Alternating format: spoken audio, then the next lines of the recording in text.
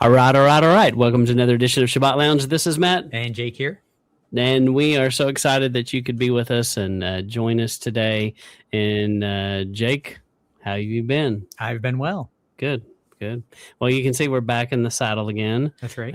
Metaphorically and physically. These are actually saddles we're sitting in, not chairs. That's right. So we have been busy, but we're trying to get back into a routine. And we have several authors and authors. Yeah. And we have different people lined up, different interviews until February. So we're going to be doing this for a while, kind of a season of interviewing. Yep. And we just asked that you would check these people out that we're talking about and follow them as well as you follow Sabbath Lounge, like Sabbath Lounge, do all the things and share it. And you know, you can even do things like go into iTunes and give us 5 stars. It's been a long time since someone did that. I think you can do it in Spotify, all kinds of places. So speaking of 5 stars, we are interviewing someone today who we want to give her a rating and 5 stars where she sells her books. So we don't want to forget that. So Jake, will you introduce our guest? Yes. So today we have Rachel Durham, and she wrote a book. She's got it's a series of books that are coming out. And so she worked through Debarim Publishing as well, which is familiar to our audience because Matt's book went through Debarim Publishing, Becoming Jacob. So get it on your shelf today. So Rachel is, why don't you introduce yourself, and we'll kind of discuss your story, and we'll go through some highlights in your book, and we'll talk about that and find out some exciting things about what you have going on in the future. Sure. Well, first, thank you so much for having me. This is a lot of fun. I'm not usually in front of the camera. I prefer to be behind it. So this is a little bit of a different experience. But so I am, first, obviously, I'm a daughter of the Father, and very humbly blessed to be so. I'm also the wife to an Army veteran. My husband served 20 years in the Army as a chaplain's assistant. And so ministry has been kind of a part of our story for a really long time. But now we were first leading a fellowship in Indiana before we moved up here to Minnesota to be part of Corner Fringe Ministries. Some of you guys may have heard of them. And now he's volunteering to help. He's not in a pastor role, but he is preaching and participating in some different aspects of ministry there. And so that's why we're in Minnesota now. Wish me luck on this winter. The white stuff is outside and the cold keeps touching me. But we moved our family up here. We've got 3 children, and then my mom, my sister, and nephew live with us as well. So it's kind of a big to-do to move this year with the sheep and the chickens and the homestead and everything. But so that's the super short version on me. Homestead, we homeschool, and we're just living life. Yeah, so tell me about the sheep, because we raise Dorper sheep here, and they kind of shed their wool coat, and we don't have to shear them. What kind of sheep are these? So we raise fin sheep. You do have to shear them, but their wool, depending on the sheep, because there's different crimp and there's a whole science that goes into that. But the wool can be good for hand spinners. They're really, really good for meat. They're more of a medium size, so they're not going to hit market weight as quickly as like your Dorper camps and whatnot. But the meat is very tender, very delicate. Even we've harvested a 6-year-old ram, and same thing. Put some roast in a Dutch oven, low and slow. Is super tender, very flavorful, not gamey and tough like you would expect. And they tend to have litters. It's not uncommon for them to have 4 at a time. Wow. And so they also often are really good at producing milk. So you could use them for that purpose, as well as just kind of a really great overall homestead animal if you're interested in sheep. Yeah. Well, I found that the lamb, barbecue was kind of a thing in Texas, Oh, yeah. Kind of something we're known for. And we like to eat it. And it's mostly beef, but I found that when I take a lamb roast or lamb shoulder and I smoke it, just almost season and smoke just like I would a brisket, and follow the same procedure that I would for a brisket, I mean, it's almost indistinguishable to me. It turns out really good. Nice. Well, I don't have a smoker, so that's something I haven't done, but I have made barbecue meatballs, and that was amazing. Yeah. Well, cool. That's great. So, all right, Jake, I think you got a question there. Yes, sir. Rachel, why don't you, what we like to do is get kind of a general overview of how you kind of made that transition of kind of Christian normie to following Torah. And that always tends to be a good story to hear from people. And people like to hear those stories, and people like to tell those stories. So do you have, would you kind of give us a high and tight of that of that process? The short version, right? It all started long ago. No. Yeah. So I was raised essentially Baptist.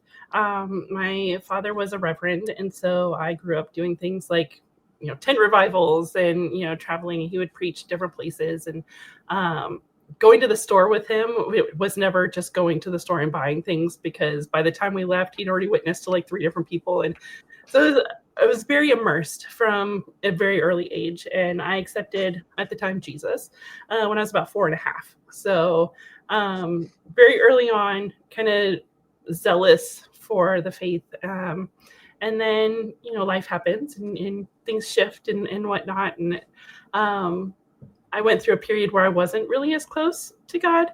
And I don't have one of those like crazy testimonies where you're like, I live for the world and everything is horrible.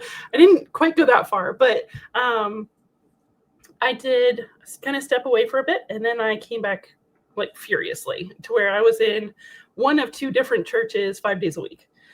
So it got a little busy. But then I ended up meeting my husband, not so Christian mingle. And it's funny because we only lived about 4 miles apart. And then like there were times I was places where I should have run into him and met him, and it never happened until we met online. So just crazy how that kind of stuff happens. But Yeah. We got married, and like pretty much immediately he was like, just so you know, I don't think I really want to do Christmas anymore, like at all. It just doesn't do it for me. And I don't know if you're familiar with the 5 love languages, but gifts is super low for me. Like it's barely even on the charts. So Christmas for me was never super fulfilling anyway. It's like, oh, you spend like a month and a half, stressing out over buying stuff, and then, making sure you got all the right stuff and wrapping it and all the things. Now you're broke, and, it takes 10 minutes and now you're done. Like, Yeah. why did we do this? And so I was like, okay, yeah, that's fine. I'm totally good with not doing Christmas and the whole bunny Easter thing and whatnot. We, great. I'm so grateful because we haven't had that story that so many do, where one side comes to Torah and like kind of drags the other one along. We totally came into this together. And so it's very different from most people's stories, but very beautiful at the same time that the Father just drew us into this together. But we agreed early on, it's like, I don't want to lie to our children and be like, oh, Santa and the Tooth Fairy and Easter Bunny and all these things that we know are not true. So why would we perpetuate these lies for another generation? And we agreed on that. That was great. So like our first year of marriage, we're like, we're not doing Christmas, we're not doing Easter, we're not doing all these things. And we're sitting around, and one day I'm just like, okay, I'm fine with cutting these out. That's no problem. But what are we going to do? We have to have something. Like, what is that tradition? What is that thing that, our children are going to look back on and be like, oh yeah, this is important in my family. Right. And so we're like, well, what does God have to say about it? So we start looking, and of course Leviticus 23 happens, and it's like, that says for all generations. Yikes. I have no idea what we're doing. So let's do that. And very much on our own, we started trying to figure it out. And so you end up on websites like Kabod and whatnot that are giving you all the Jewish tradition, you know, apples and honey and like all the things. And we didn't know any better, but we're just like fumbling our way through it, just trying to figure it out. And gratefully also, the naturopath that I had started seeing while we were in Alabama, she had found out, she did one of those DNA tests, like ancestry tests, and she was of Jewish descent. And so she'd gone full blown, we're doing the Jewish thing. And a couple of years before we started talking, and she and I became really good friends, and she started inviting us over for like a Rev Shabbat and for Passover and these different things. She was showing us what that looked like in her understanding. And it was really, really helpful to have somebody who at least had more experience than we had, Right. kind of guide us along just a little bit. And she, like I said, she'd gone full Jewish, which I'm not trying to say that that's wrong. It's just more than what we have landed on, if that makes sense. Did she follow, was it Messianic Judaism then? Yes. Was kind of what she fell into? Absolutely. That sounds negative, but well, no, but yeah, that's where she was practicing is Okay. she grabbed hold of a lot of those traditions and whatnot. And again, I don't have a problem with tradition. And I'm not trying to say do things, don't do things. Where we have landed is more, what does the Bible actually say? Right. And let's start there and decide where we're going to go from there. But so we were in Alabama, and then as the Army does, it sent us on, and we went to Colorado. Same thing, we're island, can't find anybody. And then one day I just got mad because that's when things happen. And I started looking, where is the fellowship? Because I'm tired of doing this by myself. We're sitting on our back porch trying to Sukkot with like sheets hanging up. And I mean, it wasn't wrong, but it was so empty to just be doing it without community. And so I found 2 local groups, and I'm not a morning person. One of them met at 9 o'clock in the morning on Saturday, and the other met at 1:45 on Saturday. Guess which one I messaged? They were actually, it was so cool. They were meeting every night during Sukkot at the leader's house, which I kid you not was 10 minutes from our house. In a city where it can take you almost an hour to get from one to the other. They're literally up the street. And so we went to their house, and everybody's like crock pot, potluck every night, sit around the campfires and the heaters, because October in Colorado, and just fellowshipping and talking about the word and all these things are so beautiful. It was exactly what we had been missing. And so we threw everything we had into fellowshipping with this group. And it was by far the best thing that could have happened to us in that season, because after Colorado, we went to Germany, and there was literally no one anywhere near. Like I would post things in local groups, like, hey, what's everybody doing for Sukkot? Crickets, because nobody even knew what that word was. And so we were completely alone. And all that we had was online. And so we would watch teachings like Corner Fringe, which we found in Colorado, and study and talk amongst ourselves and, talk to friends online. But it was so lonely. It was really lonely during that period. And then we were sent to Indiana, which is where we've come from, to move here.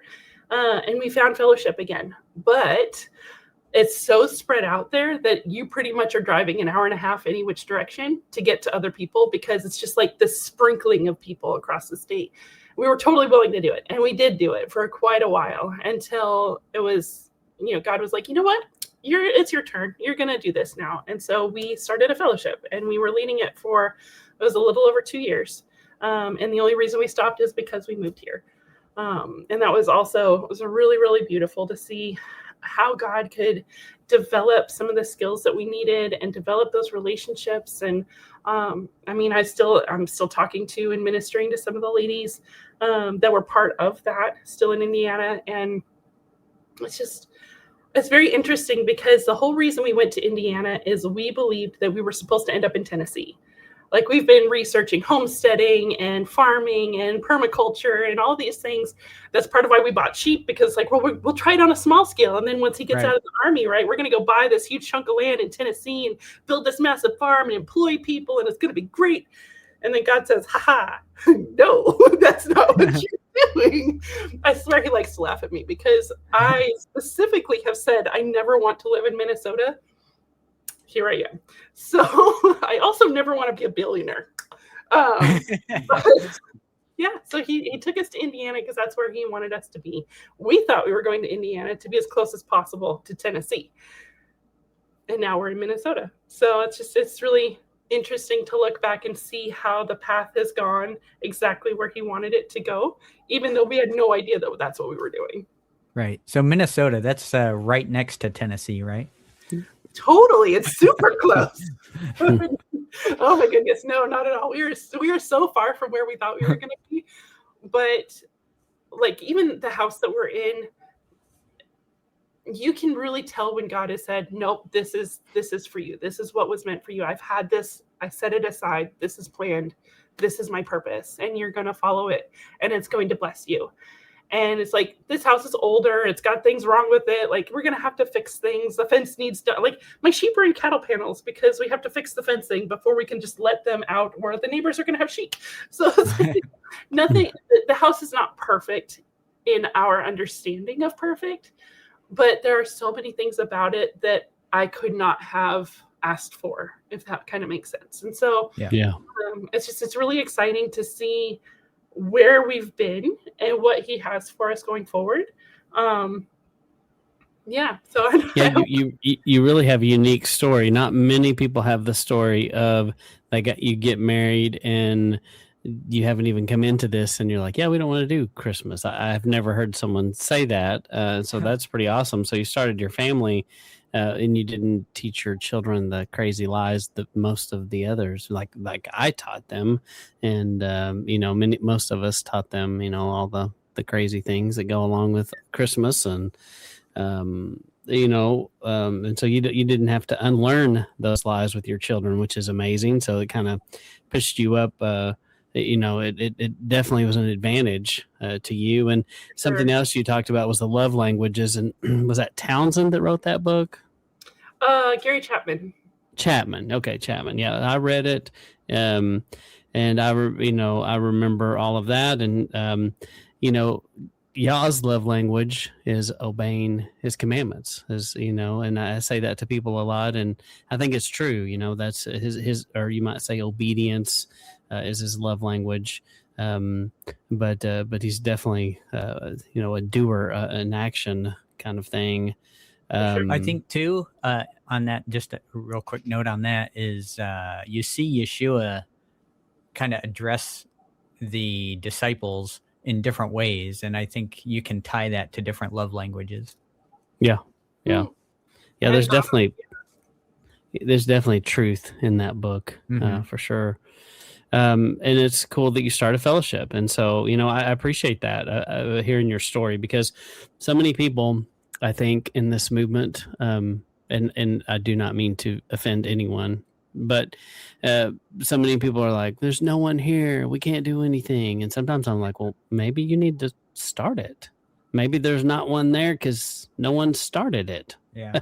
And even if it's just you and your family, you got to start somewhere. Right. And, and even if it's just you have a fellowship meal, invite someone that is another believer. They don't, somebody with a circumcised heart, maybe not as exactly where you are, but I don't think it has to be so complicated. It's just having people in your house that you can fellowship with, and, that would be willing to study, especially if you use vocabulary terms, like we're going to do a Bible study at my house and we're going to eat.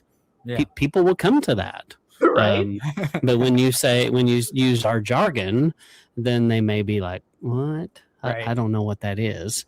And, so I encourage anybody that's listening to this, if you are in that predicament and you're like, there's no one around me, maybe you need to be asking Yah if you should start your own thing. And you know what? Sometimes you start something and he will send you people. He may send you someone, and it may not be who you thought it was going to be. But he, just like what you said, you got to be careful what you say, because sometimes he gives you things that you said you wouldn't do, and next thing you know, you're doing it. So we've got your bio up, and I've got a picture of the book. So if you will, tell us a little bit about this book that you've written, and we want people to go check it out. Sure. So After the Coming is the first book in a series of 3 that I've put together.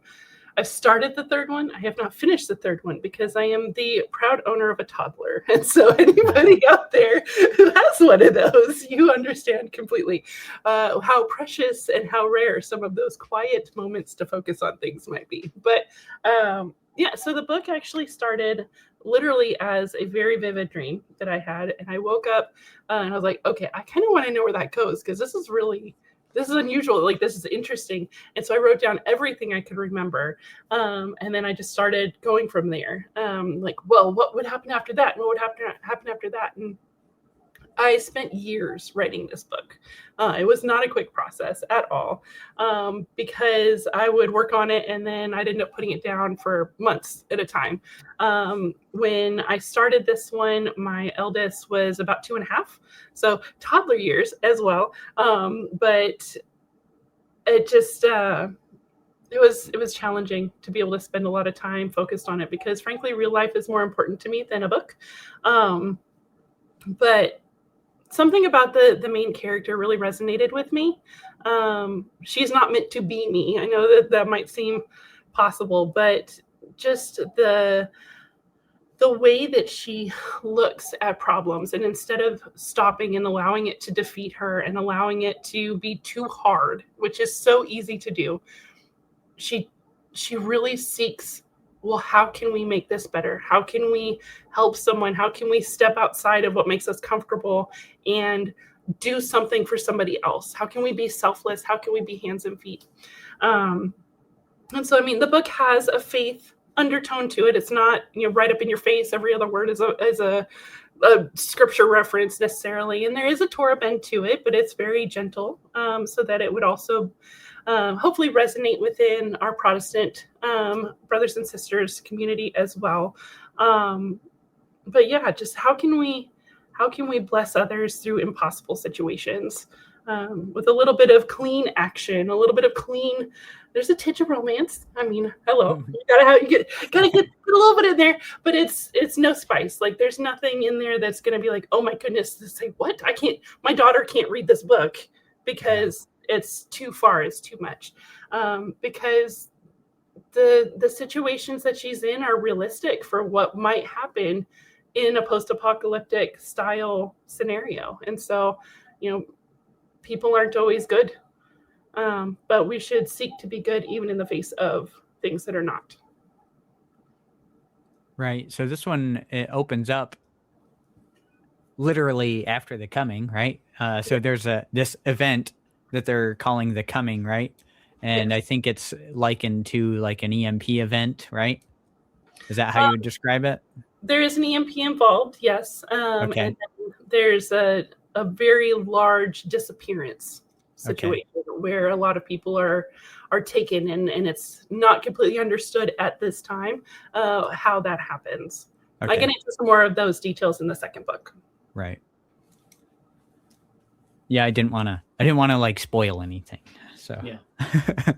Unless you're I'm willing to spoil a little bit just because I think some of that's intriguing. Right. Yeah. Well, and I think it follows something you see many people use in literature is sometimes you don't tell everything. You kind of slowly reveal things. And, so some books just come out and just bam, they hit you right in the face with this crazy thing right off the bat. And, you don't necessarily define all this at this moment. And there's some things that you'd have to go read the second book to understand, and I think that's a great technique to use in writing. Oh, thank you. Honestly, the 3 books are all going to take place over the space of just a couple of months. Not very much time will have passed at all. And so it's very easy to continue the story in one of the other books because they're all kind of packed together. Mm-hmm. So, I think this will probably be the better question to go with first. So, I guess, what are some of your writing influences? And then I'll say that when I read through this, I saw shades of The Giver, 1 Second After, The Lottery, which is a short story, and then Atlas Shrugged, which is a long story. But so I kind of saw tinges of all those elements in this story. So, and then we kind of talked before recording, but you had a kind of interesting answer to that. But so who are some of your writing influences that kind of you were like, I really like books from this author, and maybe my writing style will kind of follow that, or just from being influenced by that, your writing tends toward that? Well, frankly, I've never read any of those stories. So it's definitely not those. I don't have a problem with any of them that I know of. It's just not been something that has run across my desk. But no, like I said, a large portion of at least the beginning of the book literally was from that dream. And so I guess you could say my mind, my imagination. I mean, I've read a lot of books, like a lot of books. I mean, I helped put on the summer reading program for other children when I was a kid. So it was like a very well-used library card at that time, but I really haven't spent much time with fiction in a long time because I'm homesteading and homeschooling and all these other things. So I tend more towards nonfiction. Like, okay, I need to go and be able to do this homesteading thing. Right. Figure that out. So at this time, I don't really have any specific authors that are like, oh, yes, totally. I love this one and I wanted to model that. This really was just kind of a conglomeration of all of the influences that I've had, both literary and, watching movies and different things, what made sense in my mind as I went through it. Yeah. So literally just kind of your own voice on the page. Yeah. And then, let's see. So I don't think this will spoil anything. So I'll just kind of give, for those who are familiar with those other books, like we mentioned, there's kind of an EMP situation that may or may not play a large role.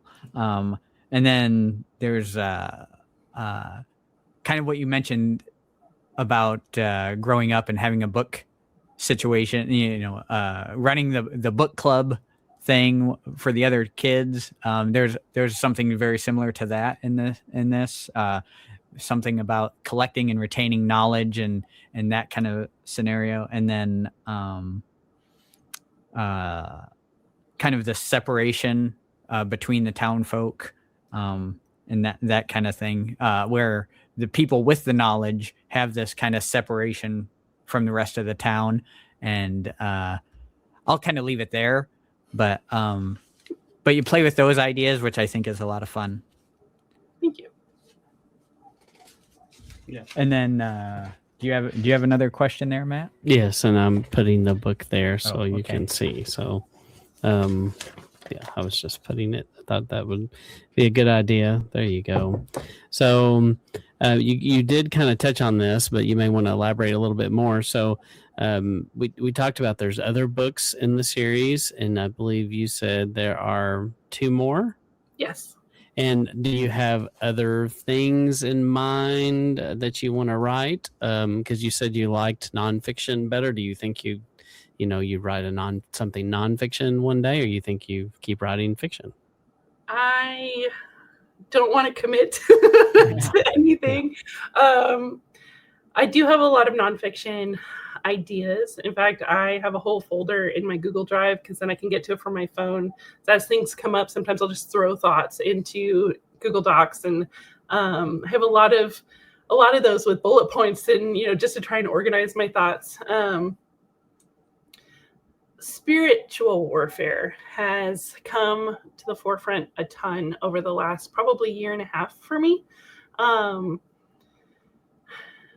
like, I don't know how far I want to dig into that, but that's a lot of the nonfiction that I've been really getting into and trying to understand. I feel like our enemy has had millennia to hone his craft, right? Mm-hmm. And we're over here not walking in the authority that we're supposed to have. We're not walking in the understanding that we could have if we really got to understand what spiritual warfare is.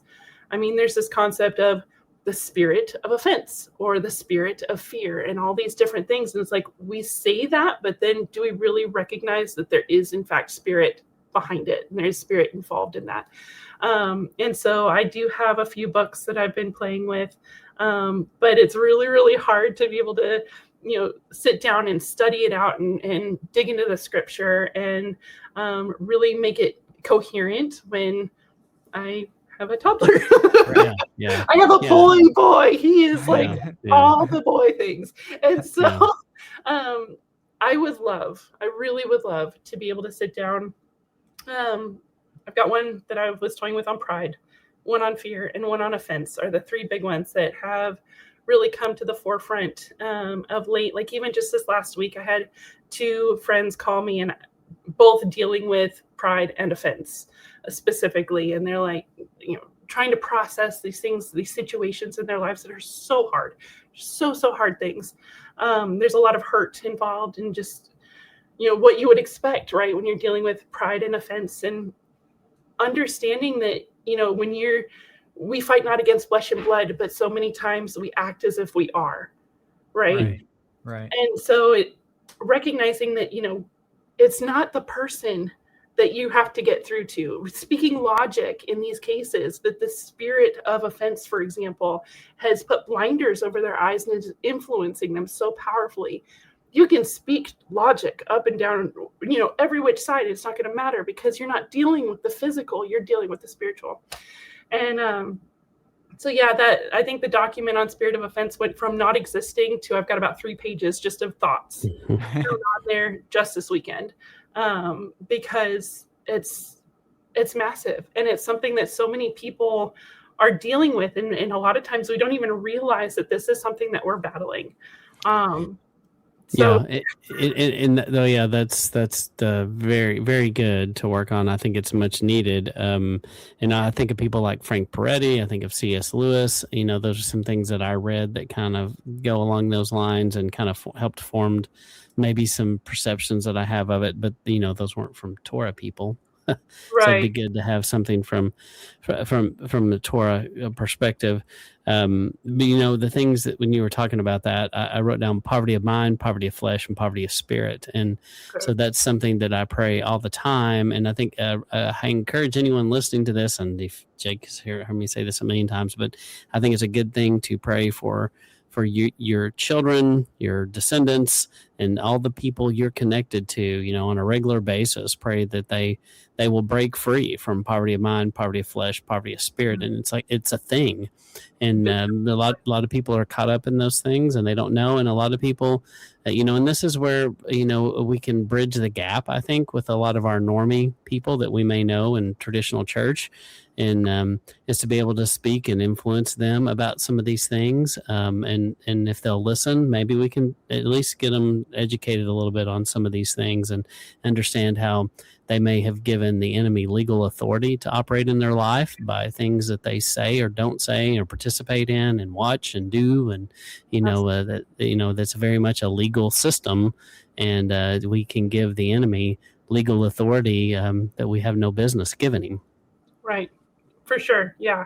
But yeah, so not fiction and not having anything to do with the current series, but right. Yeah. No, that's good. Yeah, no, that's interesting for sure. So maybe time will allow it one day, and one day these kids will grow up. I can tell you from personal experience, my kids are all grown now, having kids of their own, and you do literally blink and you're like, wow, they're grown up. How'd that happen? Nope. Yeah. I'm not ready. Opening up those windows there, Matt. Right. We don't want to look out them. That's right. I'll jump back to present day. So just in some of the ways that you're writing some of the situations that happen in this book, I was wondering if you have some affinity for like wilderness survival things, or learning about wilderness survival skills.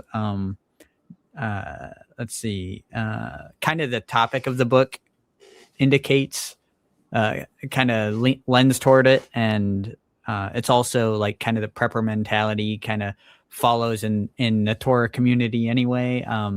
And as you're saying, you're homesteading, which is kind of the ultimate prepper, right? So so what kind of background on that do you have,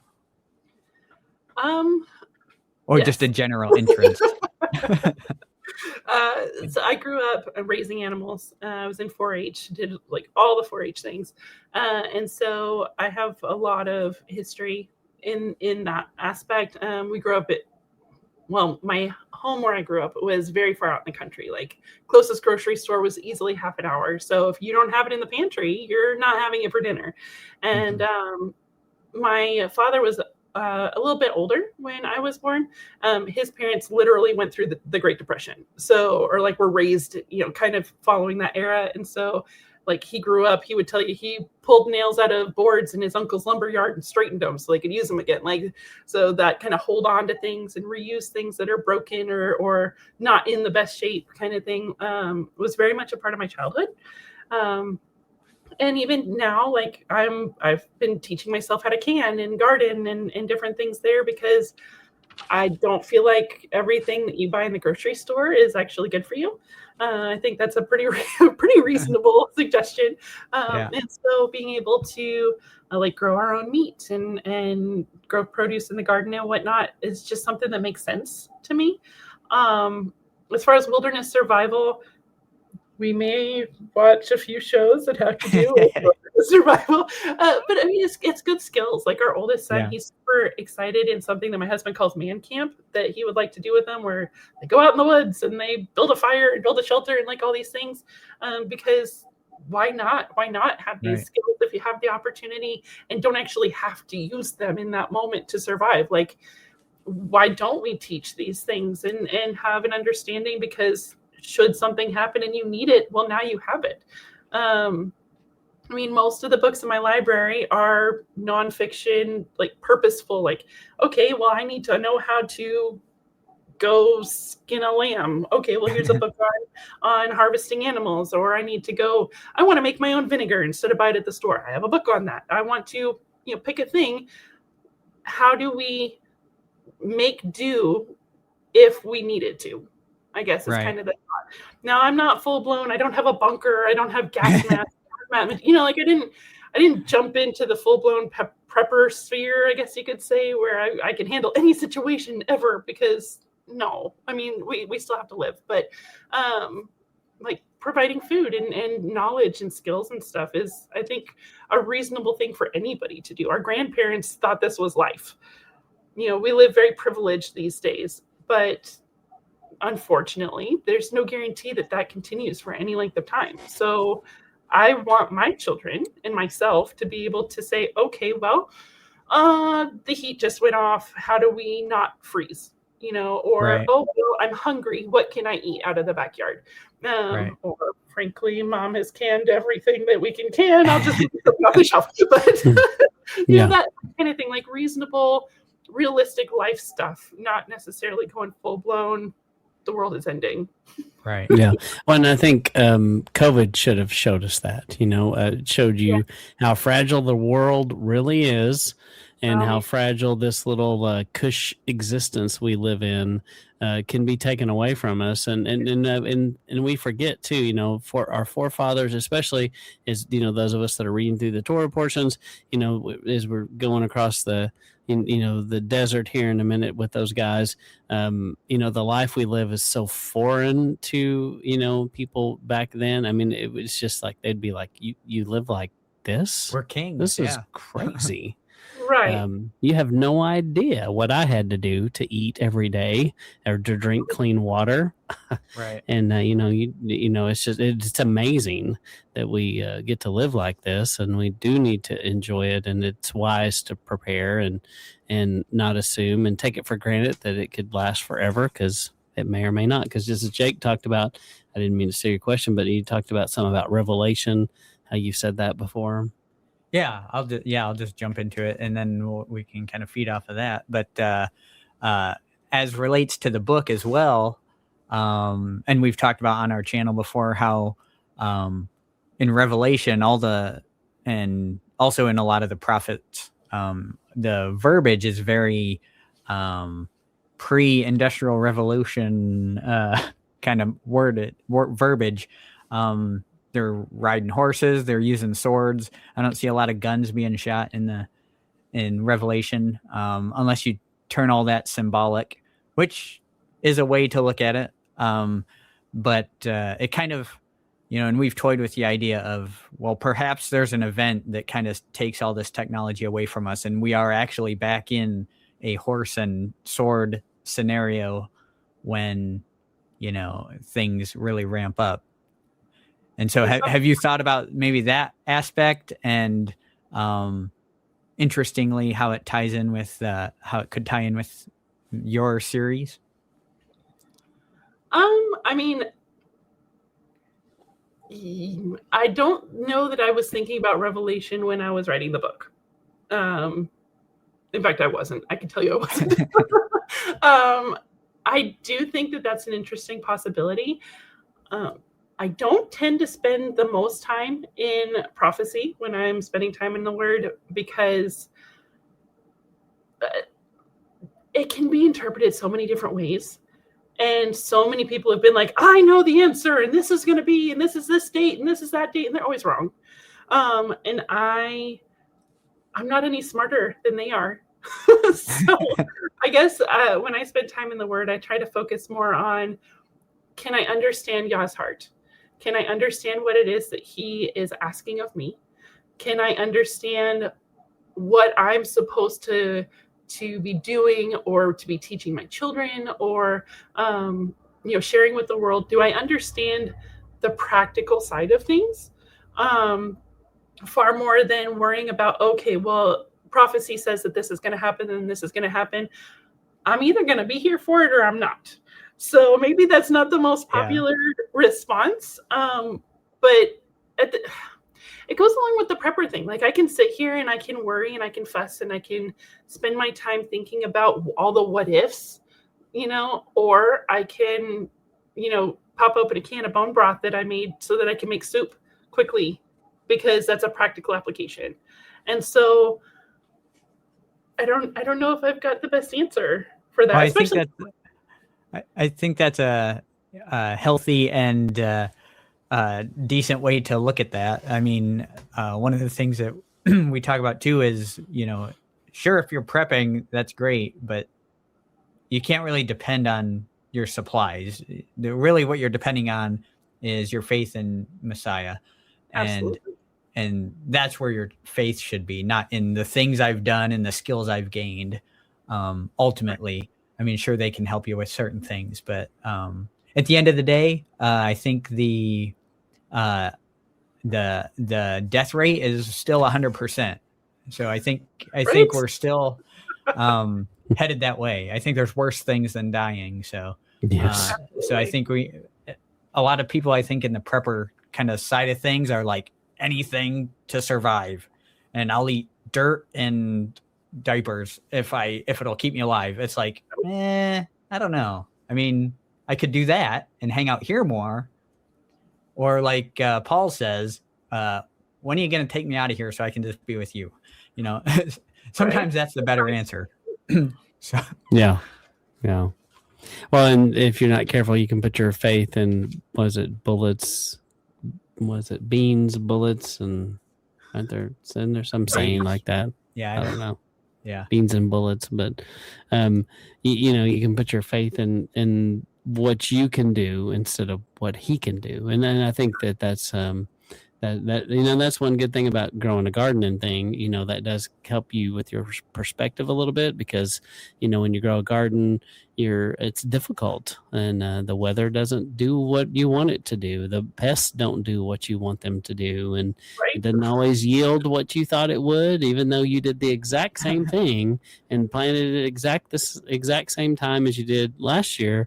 Completely different result. Right. But there will be plenty of zucchini for all.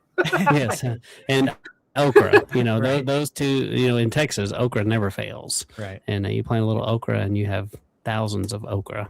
That's right.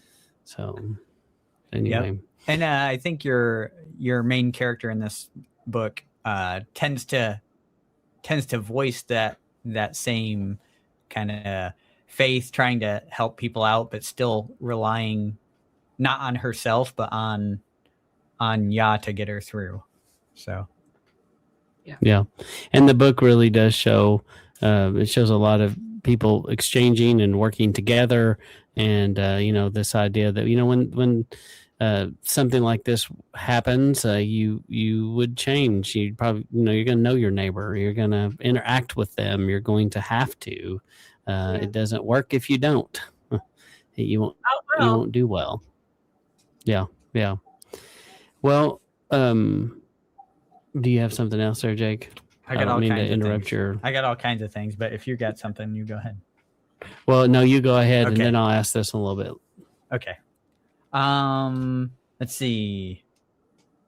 So one of the things that kind of struck me too, and again, I don't want you to spoil a bunch of things or anything, but are there some? I noticed that there may be some kind of hidden meanings and some metaphors perhaps in the story. For example, with one of the characters we meet early on, his name's Joshua. And so that, to me, when you come into Torah, Joshua, the name Joshua has a significantly different meaning than before you come into Torah and understand the names of people. And so, so that kind of jumps out at you. And then, without spoiling, is there some kind of connection there and some tie into different biblical themes? Also, I'll point out that this Joshua character lives on a mountain, which is interesting. So just kind of your thoughts in writing that character, maybe, and maybe some hidden meaning in certain scenes that you'd like to point out, maybe. Oh, that's an interesting question. I know we talked about that briefly before you started recording, and I hadn't necessarily thought about that. And now that you're saying, I'm like, oh, interesting. This, again, part of this was a dream. And so now I'm like, oh, wait a minute. There could be, it's now my mind is just like going and connecting all these things. Like, that's actually really cool. But it wasn't on purpose. So stay tuned for book 3. Stay tuned, because it could be even cooler.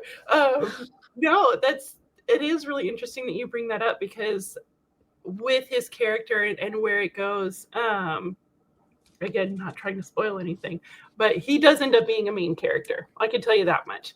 I think there could be some hidden meaning there that I didn't even realize was there to begin with. So now I'm excited again. I'm like, oh, wait a minute. Where's that going to go? What can I do with that? Yeah, it's kind of interesting when people read things and pull their own meaning out of it, kind of with their own life experience. And I think this happens too a lot, because if anyone's taken an English course in college and they're analyzing authors and books, that always drove me so crazy, because it was like, well, maybe they just wanted to write a good story. Maybe they didn't have some secret meaning behind it. They just wanted to write a good story. But everyone's got all these detailed meanings of the hidden knowledge of this book. It's like, maybe not. It wasn't purposeful, but I am very interested in this now. I appreciate the insight.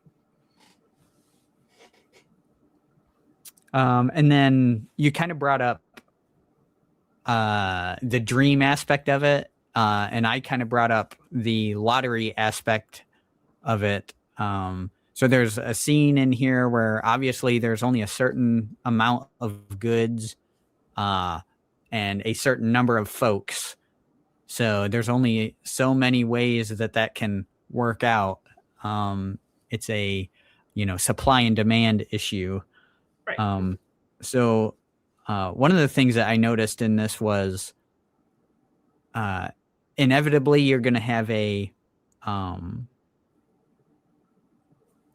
what seems to pull out in these kind of stories is they run into a democratic situation. They form democracies in these little groups. And so basically democracy is majority rule, mob rule. So can you kind of talk about the side of it where in the story and in these kind of situations, we tend to group up and get in our cliques and that kind of thing, compared to like the biblical example in Exodus, where it's more of a representative republic, where with a benevolent theocracy, where you have Moses puts leaders of tens, leaders of hundreds, leaders of thousands situation. So can you kind of speak to that and kind of play off how this works in a kind of a catastrophic situation where people are trying to regain some semblance of governance? I mean, anytime people are involved, things are messy. And I think everybody can agree to that. And the different groups that appear in this book, as well as the subsequent books, they really kind of demonstrate how the different directions can look, like what the consequences are for following a particular style of, I don't know, mindset, right, is probably the best word for it. In the group that you're talking about, they don't have a very strong mindset. They're not very resilient. They're not hopeful, I think is probably a good word. And so they've resorted to probably one of the saddest aspects of this possibility within this scenario of, life changing completely as we know it. And it's interesting because even just within the town, there's the 3 separate sections of town. Each one is experiencing like their own section of reality, like their own experience. Even though they're all together, they had all the same inputs, all the same thing happened to everybody, but they're all reacting to it differently. And because of that, you see where some are doing well, like they're still managing to move forward, they're experiencing life and you're kind of handling it in stride. And then you have other ones that are they're not doing well at all, like they're failing, they're hurting, they're hurting themselves even. And I think that that's realistic of what you would see in this kind of scenario, because you're dealing with the mind at that point. Experiences are hard regardless, but the people that you see move through them are the ones that have that stronger mindset and that ability to, generally speaking, these are the folks that have faith, right? The ones that are relying on Yah, that are seeking him and believe that he intends all things for good, right? Even the really, really hard things. And that's true of our experience now with the lights on and food in the fridge. And so I did not at this time use that same example that you're talking about out of Exodus, where the main leader is delegating authority to others in the same capacity that Moses ended up doing. I do think that there's a lot of wisdom to that, though, because one person trying to save everybody all the time, you can't do it. You're going to run yourself ragged, and then you're not going to save even yourself. Right. So there's so much wisdom in doing that. But I think extremely important to that is Moses just didn't go out and, the first 10, 20 people he saw, right? He was specific. He was like, people that are elders, people that are going to have knowledge, are going to have wisdom, are going to have life experience, are going to not be chasing a toddler. How can we pick the best possible leaders and employ their skills and employ their wisdom and use that to the benefit of everybody? I think there's so much wisdom in that. And I think that structure and that understanding of having those elders with wisdom to teach and to guide those that are younger than them or less experienced than them, sometimes that's not always in age, is something that to a degree is lacking in the Torah community. because we have so many islands, right? You don't necessarily have somebody Right. mentoring. You don't necessarily have the older women teaching the younger and the older men teaching the younger. We don't have a lot of that foundation, and many of us are coming into Torah for the first time in our families. And so we didn't get this from our parents and our grandparents and those that are supposed to have that experience and that knowledge to entrust to us. And so that's one of the things where I think as a community, we desperately need to set aside so much of the division and the nonsense that seems to just crop up over the dumbest things, and recognize, okay, how can we create an understanding of wisdom being important and mentorship, discipleship? Like, how can we put together this structure of the older, spiritually speaking, working with the younger and working with the less mature? And how can we stop doing so many things in the flesh and do them in the spirit, spirit and truth, right? You have to have both. And sometimes that looks like structure, but so many of the folks in the Torah community, man, we have church hurt. We have so much church hurt. And so it's really, you say structure and everybody's hackles go up all of a sudden because Right. no, I don't want structure. It's not a bad thing. Yeah. I think that it's really important. And now I'm kind of going off away from the book, but you got me into scripture. So No, that's good. No, we serve a God who is very structured. If anything, I mean, just look at what we're about to go into, these Torah portions where he organizes them in groups, and they have banners and flags, and it is extremely organized down to the detail. And then you look at how he, especially in the book of Joshua, and the military things, and they're all very, very laid out and thought out and methodical. And so there's wisdom in that, and that's we just mimic our Creator when we do those kinds of things, and we're being what he made. And he comes over the chaos and makes it organized. Like only he can, because we make such a mess of things. Yeah. Usually we make it, but I appreciate what you're saying about in the Torah community. We have spent a lot of time dividing and arguing and fighting over nonsense and drawing lines up sometimes where there aren't lines to be drawn, and ruining relationships from our own family, and Jake and I just talked about this last week, something that I just keep thinking about over and over and over, not sacrificing the very people that gave you your faith, because all of us have a grandmother, a mother, a grandfather. Somebody probably planted the seeds that to the kingdom that you've developed in your heart, so to speak, in your spiritual walk.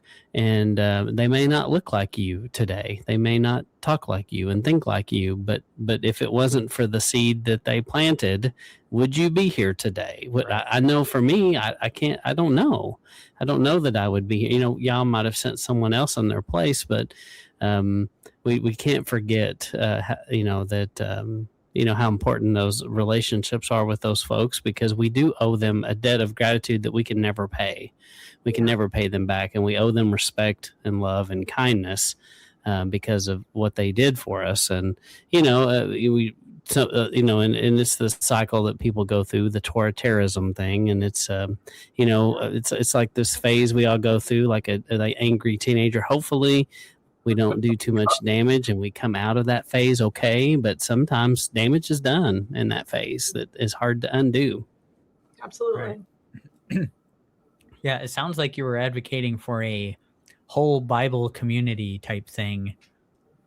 Yeah. Check out the website, Whole Bible Community. Yeah. So, just recently we interviewed Matthew Martin, and he is out of Tennessee, and he has a website called Whole Bible Community.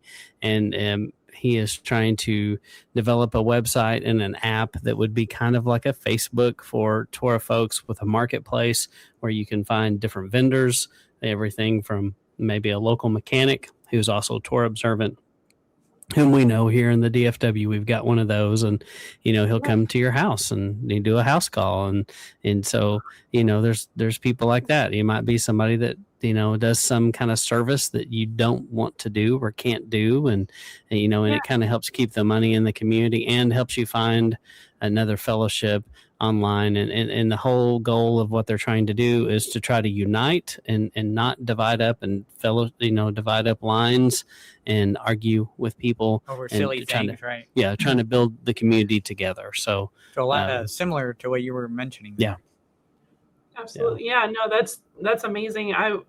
I'm very much in mind that we should keep the money in the family as much as possible. And there's other examples of this, even amongst our Jewish brothers and the Muslim community, where a dollar will change hands multiple times before it ever goes out to anybody else, because they're keeping it close. And I think there's so much wisdom in that, and so much we could benefit each other, support each other, make each other successful if we would focus on doing that, and giving people a hand up if they want to start a business. Cool, let's get you started. How can we invest in you? How can we get you going? I think that's a beautiful idea. Yeah. One, it does fit with your book because, and if, the possibility of these, like we talked about, could happen. And the more of those kinds of networks we build and know each other, then we have people with skills and products and things that we can tap into. And that definitely is going to help us. Absolutely. Yeah. Before, after the coming. That's right. You want to do that before, after the coming. Yeah. A lot easier if you do it before, but. Yeah, kind of like you were saying, the way they need to build up these this leadership role. We see in the book that if they would have done that beforehand, they wouldn't have to be doing it now. Like, they don't have a well to pull from that has leadership skills that they're looking for, and trustworthiness that they can lean on, because in this situation, no one can trust anyone really. And so you kind of see that here, where in the book, where they, again, they didn't dig their well before they were thirsty. You know what I mean? Yeah. Yeah. Is that kind of like going to the grocery store when you're hungry? Yeah. So you're not supposed to do that either. So I don't recommend that. So you definitely overbuy when you do that. So, and you're like, ooh, I want that. And then later you're like, yeah, why did I buy that? Usually my wife's like, why did I take you with me? Because this just cost me more money. See, I'm probably more of the problem. My husband will get an impulse buy here and there, but see, I don't do my nails. I don't, I'm not coloring my hair, but I will go buy me some groceries. So, yeah, well, especially for me, because I don't do it often, and when I do, it's like, whoa, I've never seen this before. I have to try this. So yeah, I'm dangerous. Yeah, but just like what you talked about with the food and canning and putting up your own food. Yeah, clearly, probably all the things that I'm excited about are probably absolutely terrible, and I should never eat them. So, but anyway. All right. Let's see. Why don't you go ahead? Okay. So the last question I wrote down for you was, I would like you to kind of tell about your Debarim Publishing experience and include, advice or wisdom, things you learned along the way to someone that might be listening to this, that might feel also that they've, yours started with a dream, that they may feel like they've got a story to be told, and just kind of talk about your experience with Debarim Publishing and kind of what someone should do if they have a story. Sure. So my experience is probably a little bit different than most people's. I had actually already published through Amazon, both the first and the second book, before I reached out to Sarah. So I don't have the thickest skin. And I had opened a tab on my browser for Debarim probably a year before I ever reached out to her. Like, I've already published the books. I've been marketing it, a little bit to my friends and family. And that tab sitting next to me, like, oh, nobody's gonna want to, work with my book. All those little whispers, the enemy, trying to put you down and tell you, oh, don't try too hard. And so I just let it sit there because I'm like, well, maybe I will, maybe I won't, maybe I will. It's just like the two-stepping of nonsense. And then Sarah Williams, she did the interview with Luca Baffy, and I'm sitting there like, I know that name. It's on my browser. And so sure enough, I went and I convinced myself to just send her an email. Like, what's the worst that can happen? If she says no, I'm technically already published. Like, her no doesn't actually hurt me, right? Well, she said yes. I'm like, oh no, okay. So wait a minute, now what are we gonna do?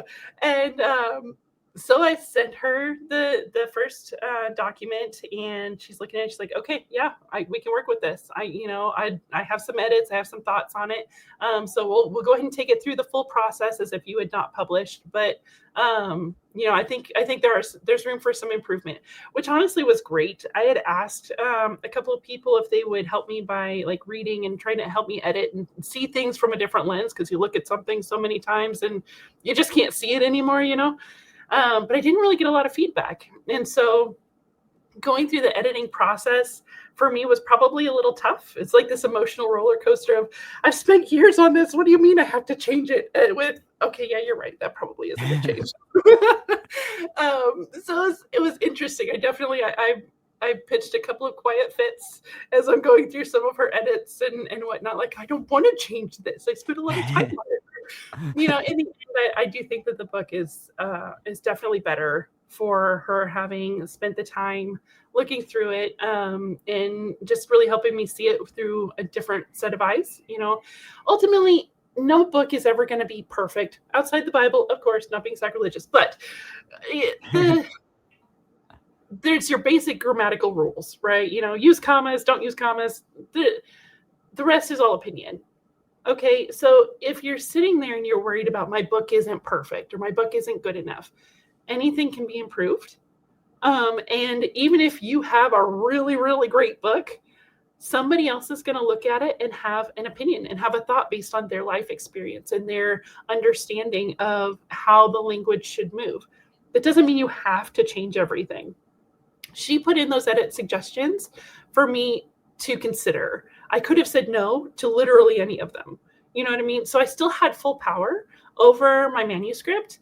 And at the same time, I had the benefit of somebody else's experience to be able to help me make it better. And so while editing was a little tricky for me, just, in my heart, but at the end of it, I'm so grateful that I did it. It's a really cool experience. A little hard, but really cool. I've just sent her the second book. She's just starting first edits on it now. So it should be released probably sometime in the next few months. I don't have an official timeline on that one just yet, but Coming Home is the second book. And so I'm really excited to see. I'm nervous excited to see what she has to say about this one. But yeah, no, she does really great work. She's not like rude about her corrections. She's just kind of matter of fact, let's look at this, and I really appreciate that, she was an author first before she was an editor and before she was a publisher. And so she has a really nice perspective as to, what does this process need to look like? How can I best support the author through this process? How can I make sure that that they're being taken care of? And I really appreciate that about her. So I have recommended working with her to a couple of other people I know of that are writing books, and I hope that they'll work with her because I definitely think it's worth it. Yeah, that's good. And what I think is so important too is to write these stories, because with the rise of AI, it's really spooky, because you can literally speak into like we could go right now into AI and say, write me a children's book. I want it to be 28 pages long, and I want you to insert this, and I want it to have a AB. I want a children's book, and I want it to be AB pattern or something. And in like 10 seconds, it cranks out something, and it is ridiculous that it can do that. But I think as time goes, we are going to people are going to get hungry for original human created content. And, so I think that works on, because some people are like, books, who reads books? And, but people still read them, and we should. And, in fact, we definitely need to all put down our phone more, and it'd be much better to put that phone down. And, there's just so many bad things that can happen with looking at these phones up close all the time, from the electromagnetic waves to the blue light to all these things that may cause dementia and eye problems. And I mean, none of it's good, but reading a book, it doesn't have any drawbacks. You're going to get smarter. You're going to know how to speak and talk better. Most likely, the more you read, the better you can communicate. And so, I encourage you to pick up a book and read if you haven't, and pick hers up. And so I want to go ahead and go right to that.